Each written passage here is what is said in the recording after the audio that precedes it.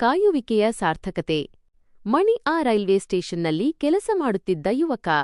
ಅಲ್ಲಿ ಪ್ರತಿದಿನ ಸಂಜೆ ಒಬ್ಬ ವೃದ್ಧ ಅಜ್ಜ ಬಂದು ಪ್ಲಾಟ್ಫಾರ್ಮ್ ಮೇಲಿನ ಅದೇ ಹಳೆಯ ಬೆಂಚ್ ಮೇಲೆ ಕುಳಿತು ದೂರದ ಹಳಿಗಳನ್ನೇ ದಿಟ್ಟಿಸುತ್ತಿದ್ದರು. ಒಂದು ದಿನ ಕುತೂಹಲ ತಡೆಯಲಾರದೆ ಮಣಿ ಕೇಳಿದ, ಅಜ್ಜ, ಪ್ರತಿದಿನ ಯಾಕೆ ಇಲ್ಲಿಗೆ ಬಂದು ಕುಳಿತುಕೊಳ್ಳುತ್ತೀರಾ? ಅಜ್ಜ ನಿಧಾನವಾಗಿ ಮುಗುಳ್ನಕ್ಕು ಹೇಳಿದರು, ನನ್ನ ಮಗ ಈ ರೈಲಿನಲ್ಲಿ ಒಮ್ಮೆ ಬಂದಿದ್ದ ಮಗನೇ. ಆಮೇಲೆ ಮತ್ತೆ ಬರಲೇ ಇಲ್ಲ. ಮಣಿಗೆ ಅವರ ಮಾತಿನ ಆಳ ಅರ್ಥವಾಗಲಿಲ್ಲ. ಆದರೆ ಆ ವೃದ್ಧರ ಕಣ್ಣಲ್ಲಿದ್ದ ಭರವಸೆ ಕಂಡು ಮೌನವಾದ. ದಿನಗಳು ಕಳೆದವು.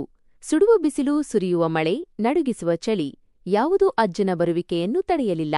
ಯಾರೂ ಅವರ ಜೊತೆ ಮಾತನಾಡುತ್ತಿರಲಿಲ್ಲ. ಆದರೆ ಮಣಿ ಮಾತ್ರ ಪ್ರತಿದಿನ ಅವರಿಗೆ ಒಂದು ಕಪ್ ಬಿಸಿ ಚಹಾ ತಂದುಕೊಡುತ್ತಿದ್ದ. ಅದು ಅವರ ನಡುವಿನ ಮೌನ ಬಾಂಧವ್ಯವಾಗಿತ್ತು. ಹಠಾತ್ ಬದಲಾವಣೆ. ಒಂದು ದಿನ ಅಜ್ಜ ಬರಲಿಲ್ಲ. ಆ ಖಾಲಿ ಬೆಂಚ್ ಮಣಿಯನ್ನು ಕಾಡತೊಡಗಿತು. ವಿಚಾರಿಸುತ್ತಾ ಹೋದಾಗ ಅಜ್ಜ ಹತ್ತಿರದ ಆಸ್ಪತ್ರೆಯಲ್ಲಿದ್ದಾರೆಂದು ತಿಳಿಯಿತು. ಮಣಿ ಅಲ್ಲಿಗೆ ಓಡಿ ಹೋದಾಗ ಅಜ್ಜ ಶಾಶ್ವತವಾಗಿ ಕಣ್ಣು ಮುಚ್ಚಿದ್ದರು. ಆದರೆ ಅವರ ಮುಖದಲ್ಲಿ ಒಂದು ರೀತಿಯ ವಿಚಿತ್ರ ಶಾಂತಿ ಇತ್ತು.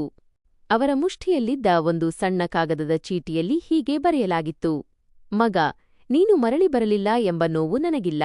ನಿನ್ನ ದಾರಿ ಕಾಯುತ್ತಲೇ ನಾನು ಪ್ರಾಣ ಬಿಡಬೇಕು ಎಂದು ಬಯಸಿದ್ದೆ. ಆ ಭಾಗ್ಯ ನನಗೆ ಸಿಕ್ಕಿದೆ, ಅಷ್ಟೇ ಸಾಕು. ಮಣಿಯ ಕಣ್ಣುಗಳು ತೇವವಾದವು.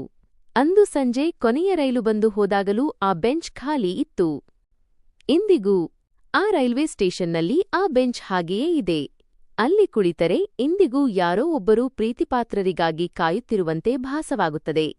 ಏಕೆಂದರೆ ಕೆಲವು ಕಾಯುವಿಕೆಗಳು ಅಂತ್ಯವಿಲ್ಲದ ಪ್ರೀತಿಯ ಸಾಕ್ಷಿಯಾಗಿರುತ್ತವೆ.